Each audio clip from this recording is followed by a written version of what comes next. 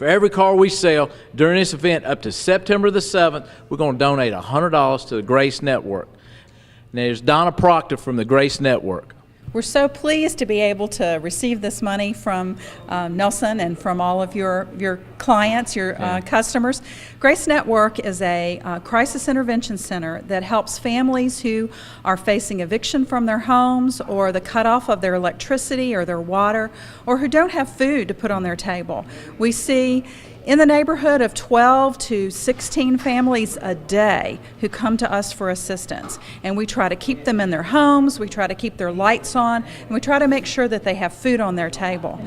And that's in this very food insecure community where over 20% of families are in danger of going to bed hungry every night. It's really an important service that we provide.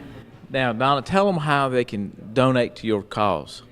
Well, we have over 100 partnering congregations. So the number one way you can donate is through your own church, your own congregation.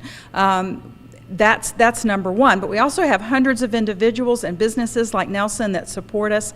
We also have grants. So we're always looking for additional donors who want to give to us financially or want to bring canned goods or non-perishable food items for our food pantry.